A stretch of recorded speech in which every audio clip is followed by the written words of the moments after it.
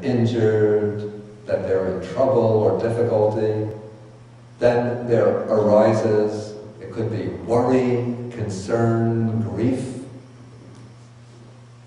a sense of misery. But that grief or misery, though one thinks it's an altruistic feeling, but if we examine it closely, we'll see that it's really a self-referential feeling. One is grief-stricken because this person is dear to me.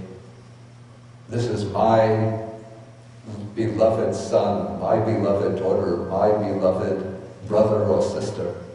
And so when they are in trouble, then one feels agitated and distressed because it's someone who is dear to myself. When one has true compassion, let's say a highly developed level of compassion, then when one hears about the suffering of those who are dear to oneself, one won't be grief-stricken, but one will still be concerned. But it's the concern which arises from a true wish to eliminate their suffering, not from the feeling that I will be deprived of somebody who's loved by myself.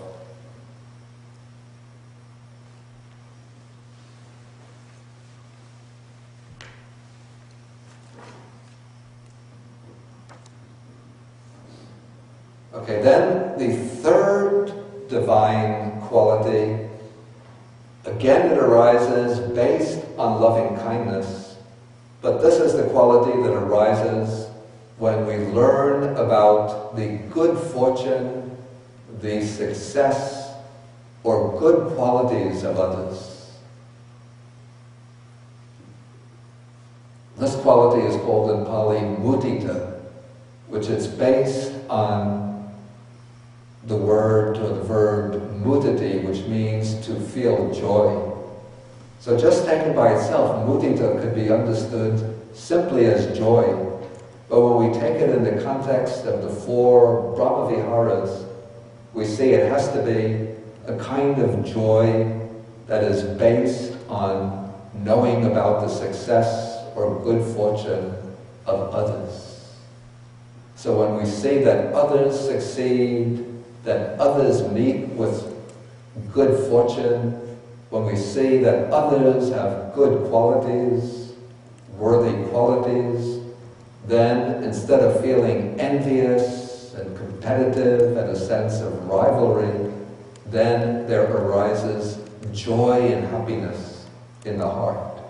Joy and happiness for others who are blessed with the success and good fortune.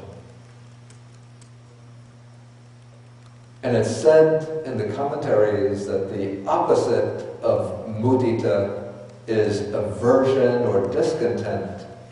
So it seems to me that the real opposite of altruistic joy is envy. That is, when others succeed, when others display some virtuous qualities, one resents their success, and then one feels envy on that account. And then the near enemy is what is called worldly joy. And this is the joy that arises maybe because somebody who is close to you has achieved success.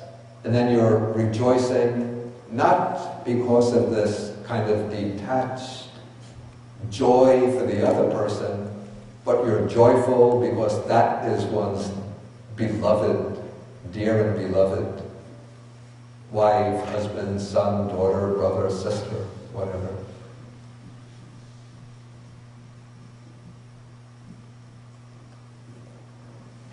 Okay, now compassion and altruistic joy move the mind in a certain way.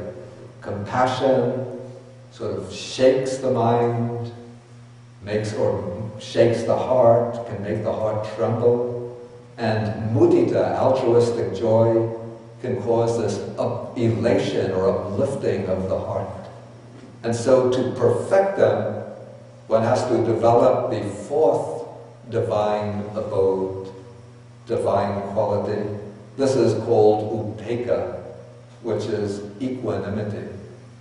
Now, equanimity here doesn't mean that one gives up compassion and altruistic joy in order to become cold and indifferent, but rather it's the development of a mind of impartiality towards beings and the ability to sort of step back from one's involvement in the suffering and good fortune of others and to look upon them with a mind that cannot be shaken, so that one can still experience the compassion, still experience the altruistic joy, but because one has developed this equanimity, the mind remains calm, composed, always well balanced.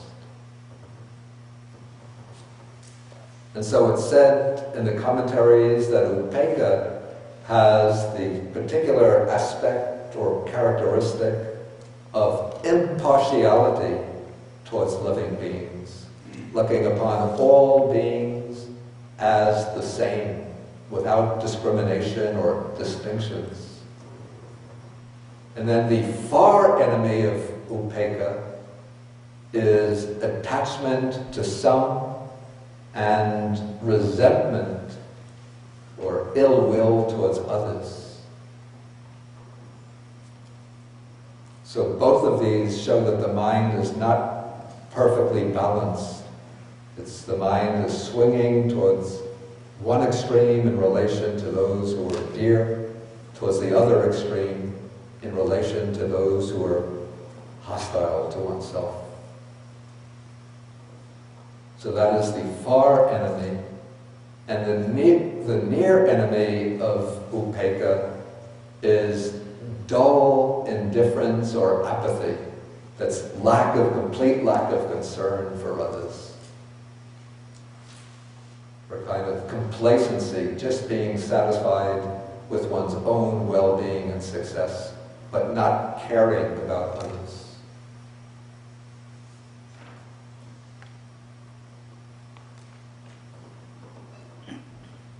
Okay, so these are the 4 divine abodes. If there's any questions about them, please feel welcome to ask.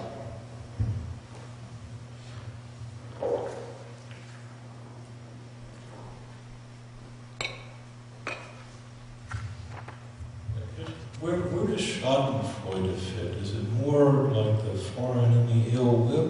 What is what? Or Schadenfreude, that is delight in someone else's injury or pain, without having caused it. Is that a German word? Yeah. Yeah, I mean Freud is pleasure. Yeah. It's pleasure in sorrow. Like the German, it's a large German theme in literature and philosophy, right, in the last century. But taking pleasure in someone else's suffering. It's a feeling when someone hears that someone else has been injured or sick or something like that, feeling satisfied by that. They're happy with that. Is that more like ill will, or is it more in the category of aversion, discontent, and envy, or the far enemy of altruistic joy? That seems to me to be closer to something like the far enemy of compassion. Of compassion. Even though cruelty, the word that's used here is cruelty. Yeah. But if you take delight, of course, cruelty or injured harmfulness implies that you yourself are inflicting the harm on others. Yeah. But I think it could also have a wider meaning, even of taking pleasure in knowing that others are undergoing suffering. Okay, fine, thanks.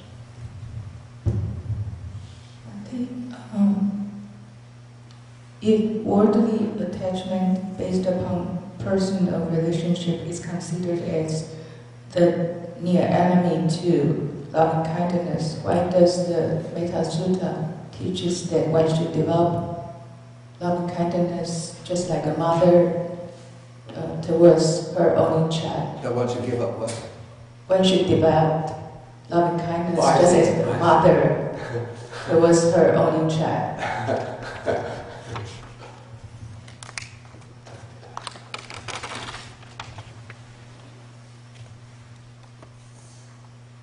we start develops with the near enemy, and then transform that near enemy into a... It would seem to me that one can begin by developing the kind of, okay, maybe this is the point,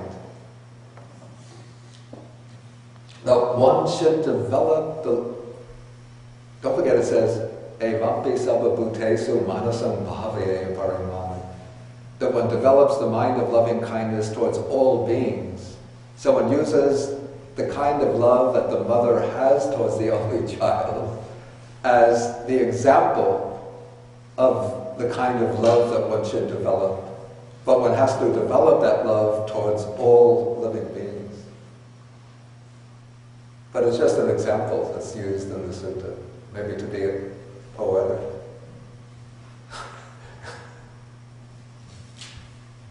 But also, I want to just add here that one shouldn't think from the fact that, okay, it said that attachment is the near enemy of loving kindness. So if you're you're married, you women shouldn't think from now on, I'm not even going to say hello to my husband in the morning. If he comes into the kitchen, I'm just going to remain silent.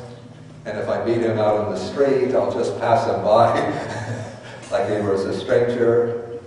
And the husband shouldn't say, therefore, I'm not going to show any special kindness towards my wife.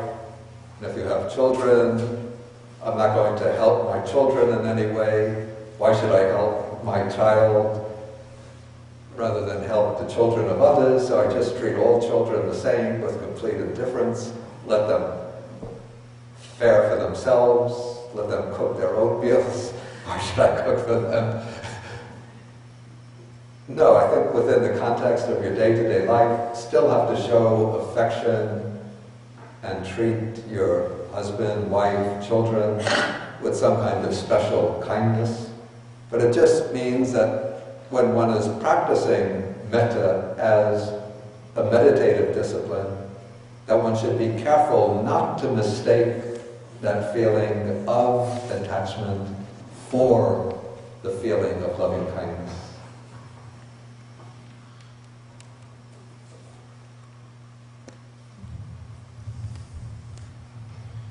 Bhante, you mentioned the compassion, the heart trembling, and the altruistic joy, the heart filled with joy, and then the balance and equanimity. Yeah. Is there a quality of the heart that you would describe for metta?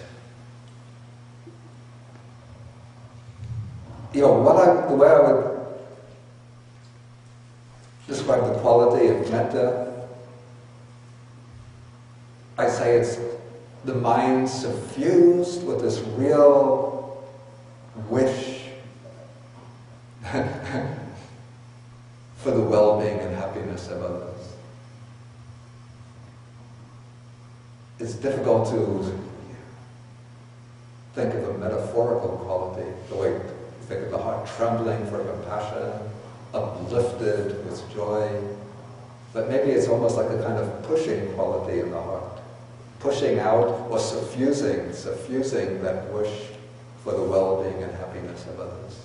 Maybe a radiating quality in the heart. Thank you.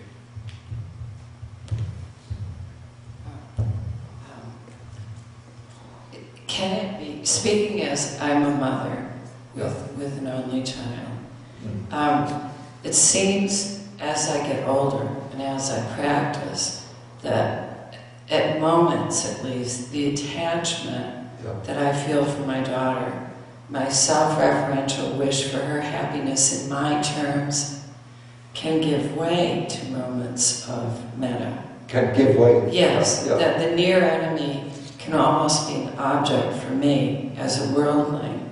Yeah. I can take attachment itself, and at moments it can be refined or open up into metta. Yeah, I think that's definitely the case.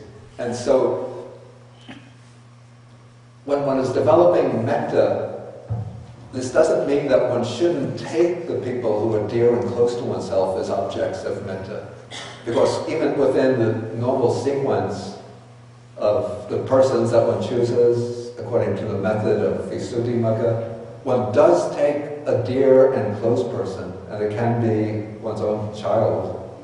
But as one is practicing, one has to be able to distinguish, is this a feeling of sort of natural, instinctual, maternal attachment to the daughter, or am I really developing loving kindness towards her? And as one goes on with the practice of metta, then one gets a clearer sense of what is the distinctive flavor or the felt tone of loving kindness.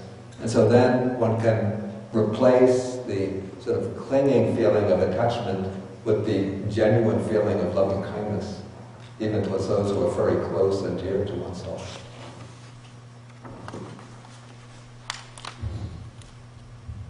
Yeah, I'll just take one more question, then the question from the internet.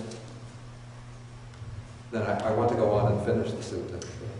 It's not really a question, but just my experience of it, I think that the impermanence, and that always is in the back of my mind as far as the clinging, because you can't really cling to something that's impermanent. So that always, like with my metta, that kind of is like my stabilizing thing. Okay, that's a good observation, but that is sort of bringing in the aspect of wisdom in order to sort of cool off the attachment that might... But it is a very warm-hearted quality to it. There's a very what? Warm-hearted, like the metta. Yeah, of course. Yeah. Okay, then let me just take the internet question.